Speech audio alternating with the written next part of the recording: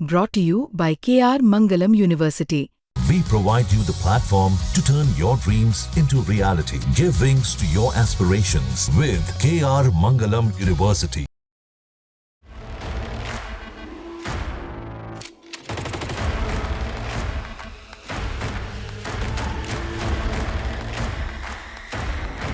आज की हमारी रिपोर्ट है उस खबर पर है जो बताएगी कि कैसे भारत की प्राइवेट कंपनियों ने देश को नई ऊंचाइयों पर पहुंचा दिया है, जो कि भारत की टेक्नोलॉजी और डिफेंस मैन्युफैक्चरिंग में नई क्रांति लेकर आई है।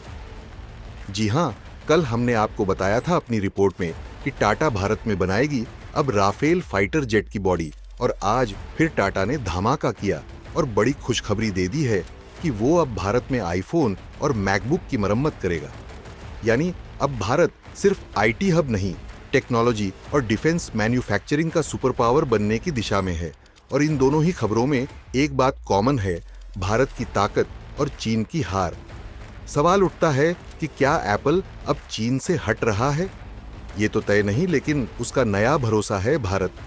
एप्पल ने भारत में आईफोन और मैकबुक की सर्विसिंग और रिपेयर के लिए टाटा ग्रुप को चुना है। अब तक ये काम ताइवानी कंपनी विस्ट्रॉन करती थी, लेकिन अब टाटा करेगी, वो भी भारत में ही। क्या मतलब है इसका? दरअसल एप्पल को अब चीन की जरूरत नहीं, टाटा भारत में एप्पल की नई रीढ़ बन रहा है। भारत अब सिर्फ प्रोडक्शन नहीं, आफ्टर सेल्स सर्विस का भी हब बन रहा है। भारत बना सबसे बड़ा आईफोन बाजार। जी हां, 2020 में भारत में आईफोन की मार्केट शेयर थी 1%, 2024 में ये बढ़कर हो गई 7%। सिर्फ पिछले साल ही भारत में बिके 1 करोड़ 1 लाख आईफोन्स, और जब बिक्री बढ़ेगी तो मरम्मत और सर्विसिंग का बाजार भी बूम करेगा।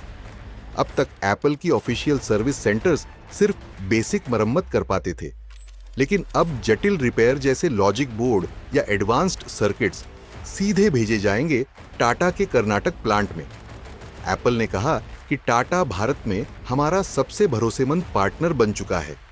ये है भारत की ताकत का सबूत और चीन के लिए खतरे की घंटी।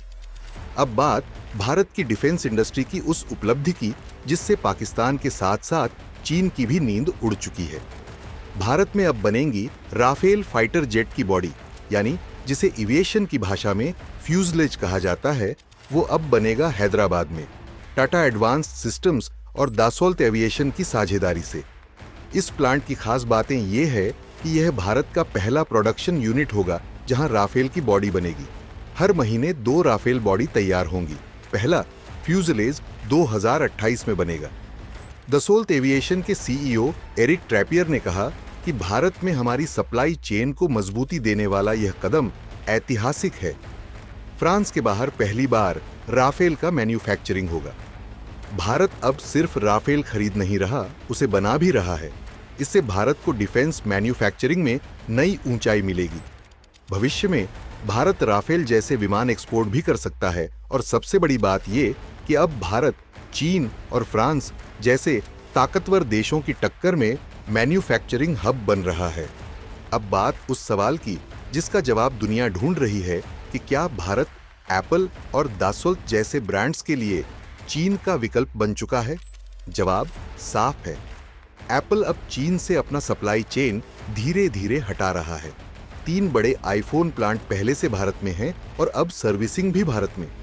दसोल्त अब सिर्फ फ्रांस में नहीं, भारत में भी राफेल बना रहा है। ये संकेत हैं कि चीन की मैन्युफैक्चरिंग मोनोपोली खत्म हो रही है। भारत में श्रमिक सस्ते हैं, टैलेंटेड इंजीनियर्स की भरमार है, राजनीतिक स्थिरता है, लोकतांत्रिक व्यवस्था में विश्वास है, और सबसे बड़ी बात, भारत किसी भी कंपनी के लिए एक भरोसेमंद साझेदार बन चुका है।